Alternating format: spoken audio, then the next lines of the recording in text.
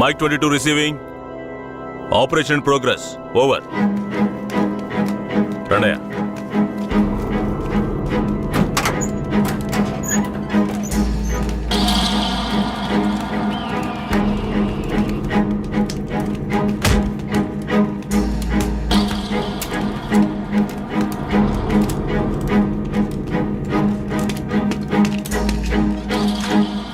Constable, ఈ నా కొడుకులకి చావును పరిచయం చేయాలి. కట్లు ఇప్పండి.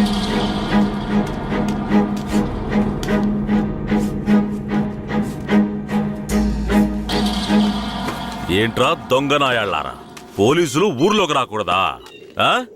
వస్తే బొగ్గు మూటలో వేసి తగలబెట్టేస్తారా? అంత ధైర్యమారా మీకు? పోలీస్ అంటే ఏం పీకలేడు అనుకుంటున్నారా? పోలీస్ అంటే ఏంటో చూపించరా?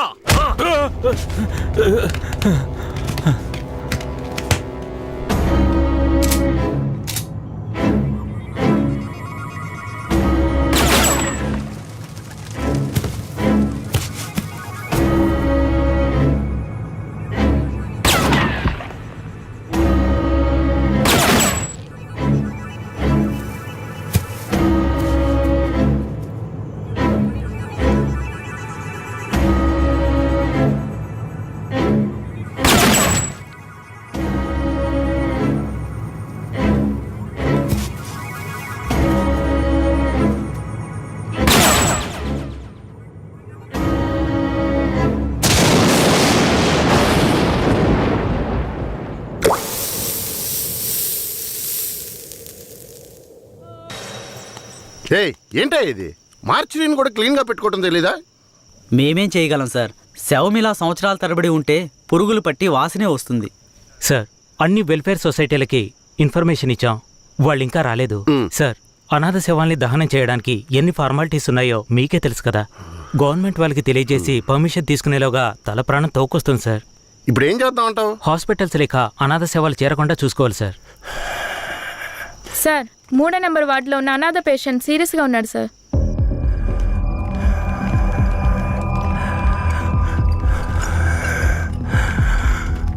నర్స్, తొందరగా ఐసీయూకి తీసుకురండి.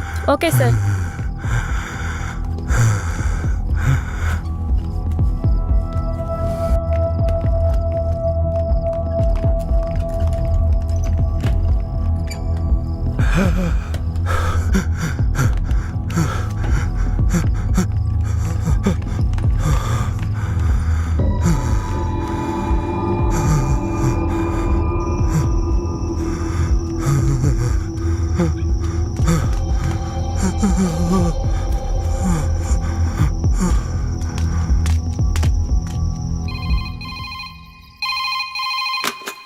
హలో సార్, పాత చర్చి పక్కన ఒక శవం ఉంది, వచ్చి చూడండి సార్. మీరెవరు? ఛ, ఈ హాస్పిటల్లో ఉన్న వాళ్ళకి ఇదే పని అయిపోయింది. సీరియస్గా ఉన్న పేషెంట్ని తీసుకొచ్చి బయటపడేసి ఫోన్ చేయటం, మనం దాన్ని అనాథ శవం అని కేసు రిజిస్టర్ చేసి మళ్ళీ హాస్పిటల్కి తీసుకెళ్లి పడేయటం. ఏం బతుకయ్యామంది? అయ్యా ఇలాగే ఉన్నారు, ఏం చెప్పమంటారు? ఏమయ్యా హెడ్? అయ్యా ఆ చర్చి పక్కన 174 కేసు ఒకటి వచ్చింది, ఎందు వెళ్ళి చూసిరా.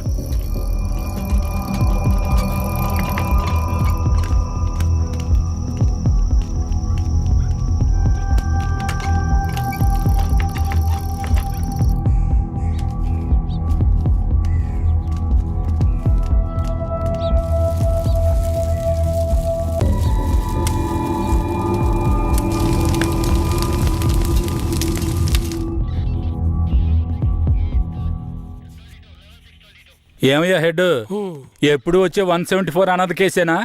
అవునవును. అనాథ సేవాన్ని తగలబెట్టి మీరు గవర్నమెంట్కి లెటర్లు రాస్తూనే ఉన్నారు, కానీ డబ్బులు మాత్రం రావడం లేదు. అరే పోవయ్యా, డబ్బు గిబ్బు వస్తుందో లేదో, అనాథ శవానికి అంత్యక్రియలు చేసామని పుణ్యమైనా వస్తుంది. హెడ్ గారు, మీలాంటి వాళ్ళు మన డిపార్ట్మెంట్కి పుణ్యం చేసినా డిఎస్పీ రఘునాథ్ లాంటి వాళ్ళు పాపమే చేస్తున్నారు. ఇదిగో చూడండి. ఎవరు? మన ఏరియా నుంచి ట్రాన్స్ఫర్ అయ్యారే, ఆ డిఎస్పీ రఘునాథా? అవునయ్యా, 5 మందిని ఎన్కౌంటర్ పేరుతో చంపేసి కనిపించలేదని చెప్తే నరసింగాపురం ఊరు వాళ్ళు ఊరికి వదిలేస్తారా? ఊరోళ్ళంతా మీడియా వాళ్ళతో కలిసి పోరాటం, ధర్నాన్ని గొడవ చేయటం వల్ల ఇప్పుడు గవర్నమెంట్ విచారణ కమిషన్ పెట్టింది. విచారణ కమిషన్ ఊరికి వదిలేస్తుందా? డిఎస్పీని పీల్చి పిప్పి చేయదు. యూటీవీ ప్రేక్షకులకు నమస్కారం. ఇప్పుడు మనం ఉన్నది నేర పరిశోధన కార్యాలయం. గత నెల రాష్ట్రంలో సంచలనం సృష్టించిన నరసింగాపురం గ్రామంలో జరిగిన కలవరంలో 2 అమాయకులైన వ్యక్తులు కాల్చి చంపబడ్డారు. మరికొందరు ఆసుపత్రిలో ఉన్నారు. ఒక అమ్మాయితో సహా 7 జాడ తెలియలేదు. దాని గురించి పోలీసులను అడిగితే అలా మేమెవరిని తీసుకుపోలేదంటున్నారు. ఇప్పుడు వాళ్ళు ప్రాణాలతో ఉన్నారో లేదో కూడా ఎవరికీ తెలీదు. దీని గురించి ఇక్కడున్న ప్రజల అభిప్రాయం ఏంటో ఇప్పుడు అడిగి తెలుసుకుందాం. ఏం జరిగిందో చెప్తారా? న్యాయం జరగాలనే దీనికి ఒప్పుకున్నాం. కనిపించకుండా పోయిన వాళ్ళు మా ఊరికి తిరిగి రావాలి. రాలేదో మేము ఒప్పుకోం. మా ఊరి కుర్రోళ్ళు ఇంకా ప్రాణాలతో బతుకున్నారో లేదో కూడా తెలియడం లేదయ్యా. వాళ్ళు ప్రాణాలతో తిరిగి రావాలని మేము ఆ దేవుణ్ణి వేడుకుంటున్నాం అయ్యా. జడ్జి గారు వచ్చారా?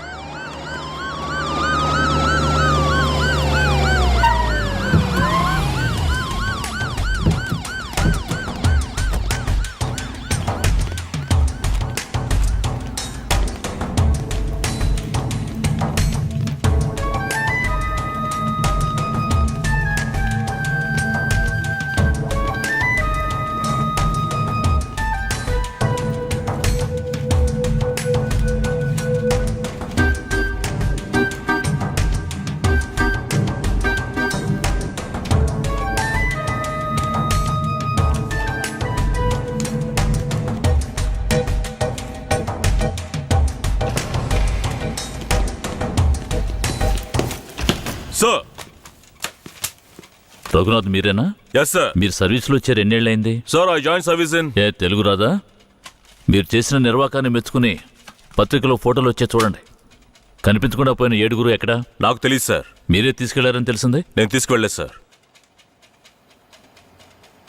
సరే మీరు వెళ్ళండి, అవసరమైతే కబురు చేస్తాను. Yes sir. గొడవలు జరిగిన ఊరికి రేపు మనం వెళ్ళాలి. బాధితులైన ప్రజల్ని కలవాలి. సార్ ఆ ఊర్లో ఉన్న వాళ్ళందరూ చాలా మూర్ఖులు సార్. వాళ్ళందరూ చాలా కోపంగా ఉన్నారు. ఇప్పుడు వద్దు సార్. ఇప్పుడు వద్దేంటి? ఖచ్చితంగా వెళ్ళాలి. సార్ నర్సింగపురం ఆంధ్రాకి తమిళనాడుకి బార్డర్లో ఉంది సార్. ఈ ఊర్లో జనాభా మొత్తం 592 మంది సార్. ఈ గ్రామాన్ని బ్లాక్ మార్క్ గ్రామంగా ప్రభుత్వం ముద్ర వేసింది సార్. యాక్చువల్గా ఈ ఊరు ఎలా ఉంటుందంటే కర్రతుమ్మ చెట్ల మధ్య ఊరును దాచినట్టు ఉంటుంది సార్. ఈ ఊరు చుట్టూ సుమారు 20-25 కిలోమీటర్ల వరకు కర్రతుమ్మ చెట్లే సార్.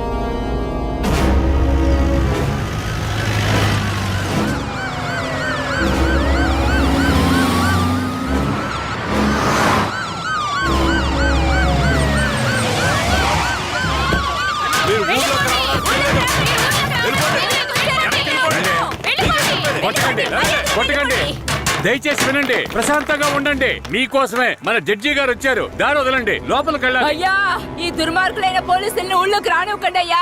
నా కొడుకుని మనవల్ని లాక్కుని పోయారు. ఇంతవరకు ప్యానల్తో ఉన్నారా లేదో తెలీదయ్యా.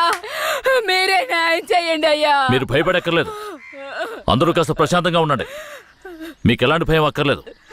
సాధ్యమైనంత త్వరగా విచారణ జరిపి వాళ్ళ ఆచూకీ కనిపెడతాం. నాన్నెక్కడని అడిగి నా బిడ్డకి ఏమని సమాధానం చెప్పమంటారయ్యా?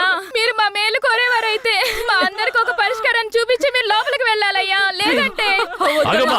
అమ్మా కాస్త ఓపిక పట్టమ్మా. ఊర్లోకి రాకూడదు అంతే కదా? అవునా?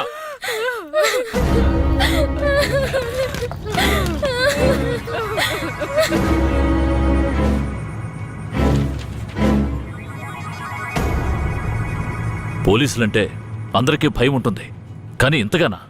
ఊరంతా భగభగ మండుతోంది. అంత దారుణం ఏం చేశారు? ఎంతమందిని చంపారు? అది కాదయ్యా, గొడవ జరిగినప్పుడు ఆ ఊరు వాళ్లే పోలీసుల మీద నాటు తుపాకీలతో కాల్చారు. తర్వాత వాళ్ళని భయపడడానికి పోలీసులు మోకాళ్ళ కింద కాల్చినప్పుడు గురి తప్పి 2-3 చచ్చిపోయారయ్యా. కనిపించకుండా పోయిన 7 ఏమయ్యారు? వాళ్ళు కర్రతుమ్మ చెట్ల పక్కనో లేక తమిళనాడు బార్డర్లోనో దాక్కుని ఉంటారు. దాక్కుని ఉంటారా? అందుకే ఊరంతా అలా గగ్గోలు పెడుతోందా? ఎందుకయ్యా అబద్ధాలు చెప్తారో? ఆ ఊరు గురించి అన్ని విషయాలు నాకు తెలియాలి. పూర్తి వివరాలు తెలిసిన వాడిని తీసుకురండి. మీ పేరేమిటి?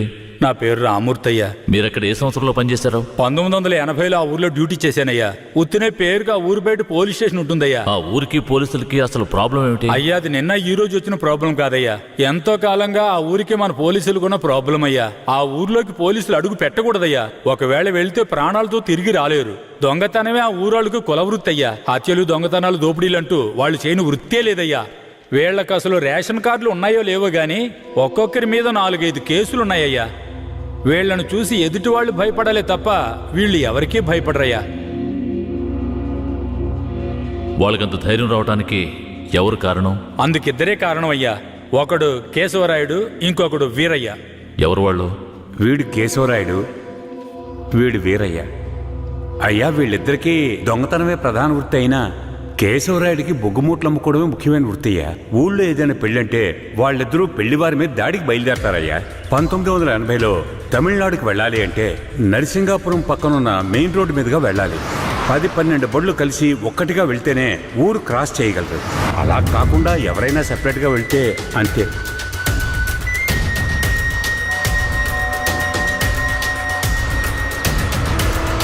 ఆగండి, ఆపండి, ఆపండి.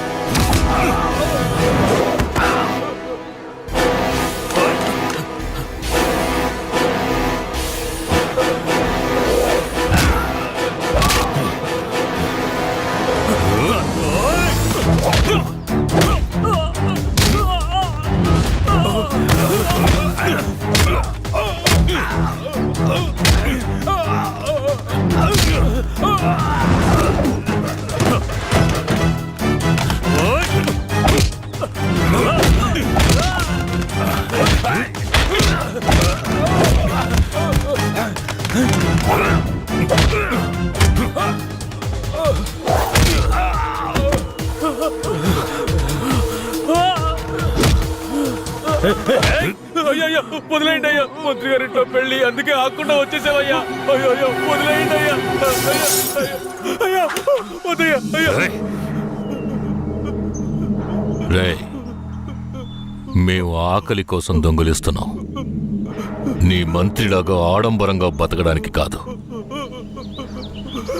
ఊరు సొమ్ము దోచుకునే వాడి కోసం అడ్డమైన పనులు చేసి అల్పాయుష్లో పోకు. నిన్ను నమ్మి నీ కుటుంబం ఉంది. మా ఊర్లను పెళ్ళేరా.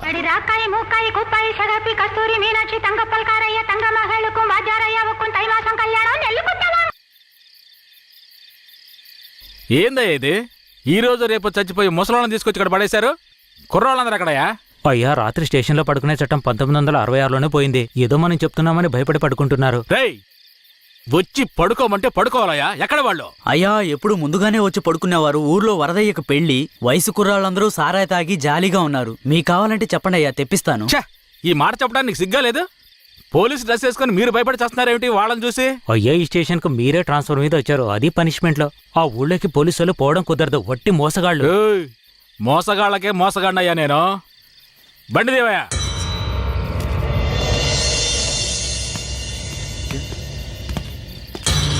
ఏంటి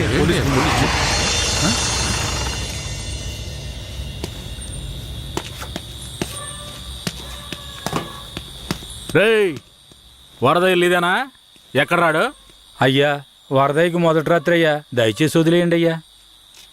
రేయ్, మీకు అసలు రాత్రే లేదు, అందులో మొదటి రాత్రి ఒకట. తోలు తీస్తాను. రావయ్యా. ఎవరండి?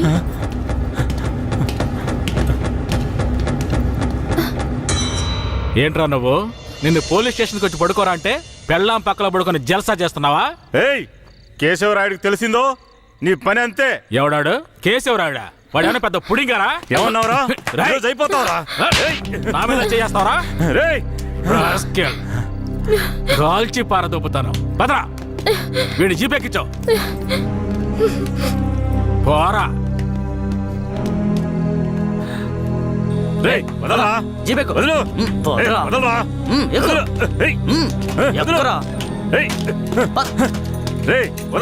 చేతులు పెట్టరా.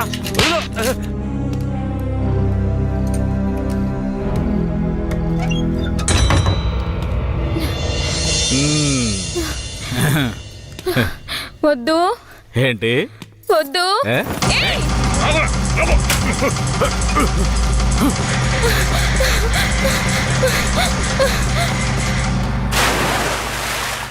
అయ్యయ్యో వరదయ్య పిల్లం బావిలో పడిపోయింది. అయ్యయ్యో వరదయ్య పిల్లం బావిలో పడిపోయింది. అందరు రండి, వరదయ్య పిల్లం బావిలో పడిపోయిందయ్యా. త్వరగా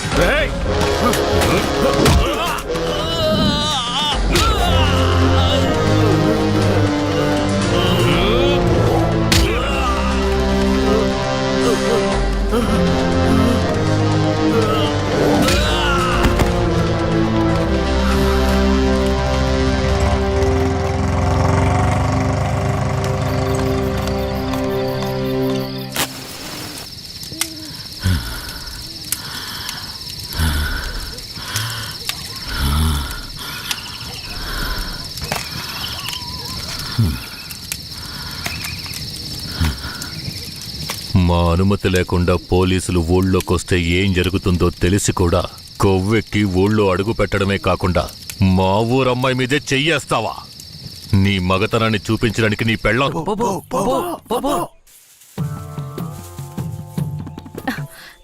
ఎవరు మీరు? ఇక్కడికి ఎందుకు వచ్చారు? అది రాత్రి దొంగతనానికి పోయినప్పుడు కుడి కంట్లో దోమ కుట్టింది. చూద్దాం. మేకపాలు పోస్తే సర్దుకుంటుందన్నారు, అందుకే వచ్చిన. ఓ జాగ్రత్తగా ఏదో చేస్తున్నట్టు వాడు. ఏ మేకండి? అదిగో ఆ మేక. ఆ మేక కదులుతురా, కొంచెం కనపడుతుందిరా. ఏమండే, ఈ మేకని పట్టుకోండి. ఇదిగో వస్తున్నా. ఏం కనపడడం లేదే. అంతే. తొందరగా కానివ్వండి, ఎవరైనా చూస్తే తప్పుగా అనుకుంటారు.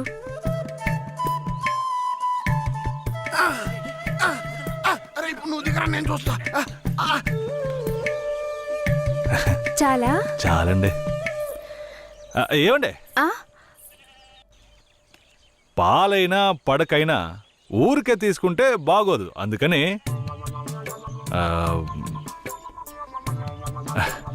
ఇదిగోండి. ఇదెందుకండి?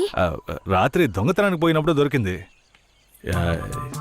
ఇది వేసుకునే అర్హత, అందం ఈ ఊర్లోనే మీ ఒక్కరికే ఉంది. వేసుకోండి, కరెక్ట్గా ఉంటుంది.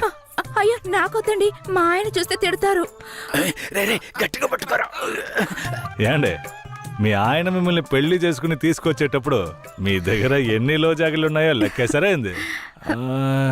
ఇదివరకే మీ దగ్గర ఉందని చెప్పండి. ఇదిగోండి, తీసుకోండి. అరే సిగ్గెందుకండి?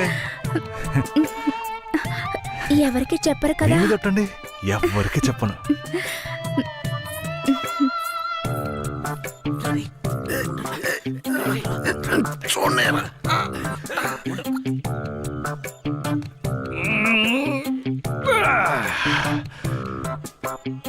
ఏరయ్యా, ఎలాంటి పిల్లనైనా ఇంటి లైన్ లో పెట్టేస్తాను. ఆడికి నచ్చిందో వదిలే సమస్య లేదురా. అది మనకు తెలిసిన కదే కదరా. పూజారిట్రా. ఏంటయ్యా? నువ్వు ఆడ కూర్చొని స్వామికి భజన చేసుకుంటున్నావు, నీ ఇంట్లో నీ పిల్లలతో. తమ్ముడు, ఏమంటున్నాడు? అదేం లేదు పూజారే. స్వామికి పొంగల్ నైవేద్యం పెట్టా తింటారా? నువ్వు మాకు పొంగలెడుతున్నావు, అక్కడ మీ ఆవిడకి ఎవడో పొంగలెట్టేసి ఉంటాడా? నేను వాడు కదరా, ఈ తుమ్మ చెట్లని చెవి పెట్టి అడగరా. నీ పెళ్ళం గురించి వీరయ్య గురించి కథలు కథలుగా చెప్తాయి. ఏంట్రా మీరనేది? నా పెళ్ళం అలాంటి మనిషి కాదురా. నా పెళ్ళం గురించి నాకు బాగా తెలుసు. తన గురించి అలా మాట్లాడారంటే మీరంతా నాశనం అయిపోతారా.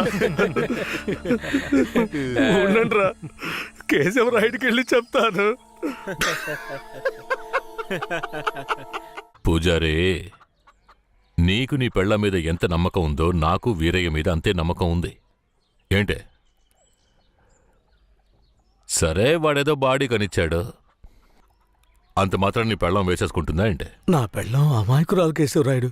అవునులే, అమాయకురాలు కాబట్టి ఎవరేమిచ్చినా తీసుకుని వేసేసుకుంటుంది. కేశవరాయుడు, నువ్వు కూడా నా పెళ్ళం గురించి తప్పుగా అనుకుంటున్నావా? సరే సరే, నీ పెళ్ళని నీ అదుపులో ఉంచుకో, అంతా అదే సర్దుకుంటుంది. పో.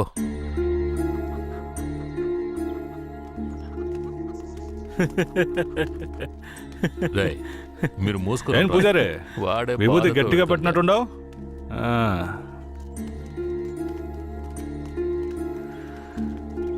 రారా. నమస్కారం అయ్యా. నమస్కారం అయ్యా. ఏంటయ్యా పూజారి వచ్చి వెళ్తున్నాడు? అంతా మంచి విషయాలే, కానీ మీరు చెప్పండి. అయ్యా, ఈ దరిద్రుడికి సంబంధం చూడడం నా వల్ల కావడం లేదు. ఈ పిల్ల తప్పితే ఇంకొత్తు దొరకదు. మీరు హామీ ఇస్తేనే పిల్లనిస్తానని కరాఖండిగా చెప్పేశాడు పిల్ల తండ్రి. వీరయ్య, మనం చేసే వృత్తి ఎలాంటి వృత్తో నీకు బాగా తెలుసు. ఈ లోకం దృష్టిలో మాత్రం అది చాలా నీచమైంది. అలాంటప్పుడు మనవాళ్లే నీకు పిల్లనివ్వను అంటే ఏంట్రా అర్థం? అయ్యా, నువ్వు చెప్పేదాన్ని బట్టే ఉంటది. ఒరే, ఇక బుద్ధిగా నడుచుకుంటానని నోరు తెరిచి ఐకి చెప్పరా. కేశవరాయుడు, ఇక నుంచి అమ్మాయిల విషయంలో నీలాగే నడుచుకుంటాను. రేపే నిశ్చితార్థం పెట్టుకుందామని పెళ్ళింటికి కబురు పంపండి. అలాగేనయ్యా. వెళ్ళండి. కేశవరాయుడు మాట్లాడే రేయ్, దించరా, దించరా. అయ్యా, మిమ్మల్ని వెతుక్కుంటూ వస్తున్నానయ్యా. ఏమైందంటే? నాకు వేరే గత్యంతరం లేక చిన్న వయసులోనే నా మనవరాన్ని తీసుకెళ్లి బుమారావు దగ్గర పనికి పెట్టాను. సరే, ఆ అమ్మాయి పెద్ద మనిషి 10 ఏళ్ళైందయ్యా. పోయిన నెల వరకు వెళ్లి చూసి వచ్చేవాడిని. ఈ రోజు నా మనవరాల్ని చూడ్డానికి వెళ్తే తనివేశారయ్యా. చుట్టుపక్కల ఉన్న వాళ్ళని విచారిస్తే నా మనవరాల్ని బయట ఊరోళ్ళకి అమ్మేస్తారంటయ్యా. మీరేనయ్యా నా మనవరాల్ని ఎట్టయినా కాపాడాలి. పర్లేదు పెద్దాయన, మేము అర్జెంట్ గా ఓ పని మీద వెళ్తున్నాం, రేపు చూసుకుందాంలే. అలాగా నేను చచ్చిపోతానయ్యా. నీ కాళ్ళు కూడా అయ్యో పట్టుకుంటాను. పెద్దాయన, నీ కాళ్ళ మీద నేను పడతాను, మమ్మల్ని వదిలే. రేయ్, నువ్వు డైరెక్ట్గా అక్కడికి వెళ్ళరా. పెద్ద ఆయన బాధపడుతున్నాడుగా, వెళ్ళి వాళ్ళ సంగతి ఏంటో చూసి వస్తాను. నువ్వు వచ్చి పెద్ద మనిషిలా కూర్చుంటావని నిశ్చితార్థానికి ఏర్పాటు చేశాం. ఇప్పుడు నువ్వు రాకపోతే దాని బాబు పిల్లని మొండికేస్తాడు. రాకపోతేనే కదా, నువ్వు వెళ్లేలోగా నేను వచ్చేస్తాను. మనల్ని నమ్మొచ్చాడు, వెళ్ళొచ్చేస్తాను. అయ్యా, బండెక్కండి. చాలా సంతోషం అయ్యా. నువ్వు వెళుతూ ఉంటా, నేను వచ్చేస్తాను.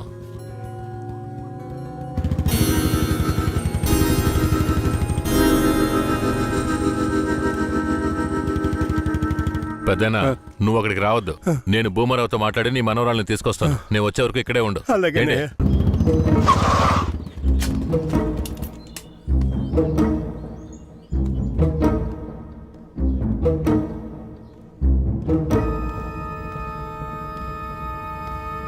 రా కేశవరాయుడు, ఏం కావాలా?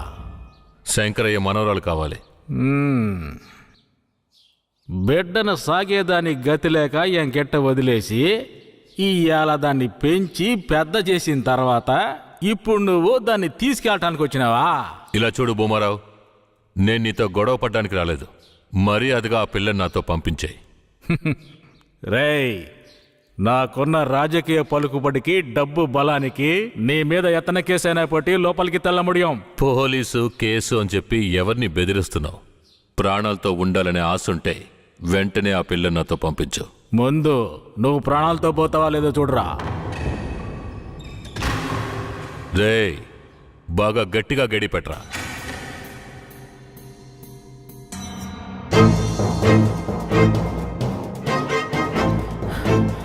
డేయ్, వాంగడా.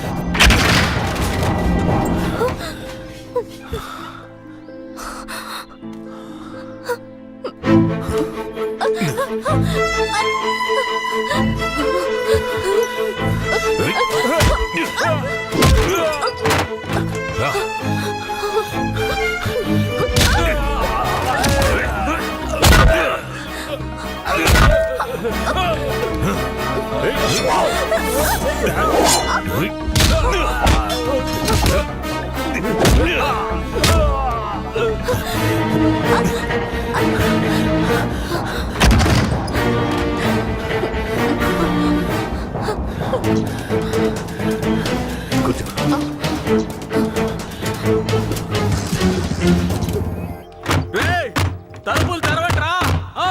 రేయ్, ఎక్కడికి పోయి చచ్చారా? రేయ్ ముసలాడా, నాకే అన్యాయం చేస్తావురా? రాయ్ ఉన్న కత్తి అడుగుడా, నిన్ను సంపకుండా ఇచ్చిపెట్టకూడదురా. రేయ్, నా ఎదురుకింటే దెబ్బలు తినిపిస్తావు నువ్వు.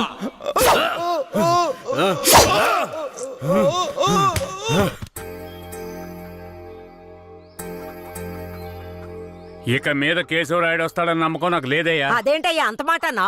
అతను వస్తాడన్న నమ్మకంతో నీ నిశ్చితార్థం పెట్టుకున్నా. నిశ్చితార్థం తర్వాత ముందు ఆ కేశవరాయుడు రాని. ఆయన వస్తాడులే. ఆయన వచ్చేలాగా ఒకసారి పిల్లని చూపించవచ్చు కదా. రానివయ్యా. కాపురం చేసేది నేనా లేక కేశవరాడా? కాపురం చేసేది నువ్వైనా నిన్ను నమ్మి ఎవడయ్యా పిల్లనిస్తాడు? ఎందుకు పనికిరాని నీకు పిల్లనివ్వడమే చాలా గొప్పయ్యా. అలా తీసేసినట్టు అసహ్యంగా మాట్లాడు. ఆ రోజే పూజారి చెప్పాడయ్యా నీ కొడుకు భాగవతం అంతా. ఏం చెప్పినాడు? ఏం చెప్పుంటాడో బోర్డు నీకు తెలీదా? అరే ఏంటి ఆ విషయం నీకు తెలుసు కదా, మరెందుకు నన్ను పిలిపించి అవమానిస్తావా? ఏంట్రా? వయసులో పెద్దోడు అనుకుంటే అవమానిస్తావా? Hello, police స్టేషనా? నా భూమారావు పేసురే.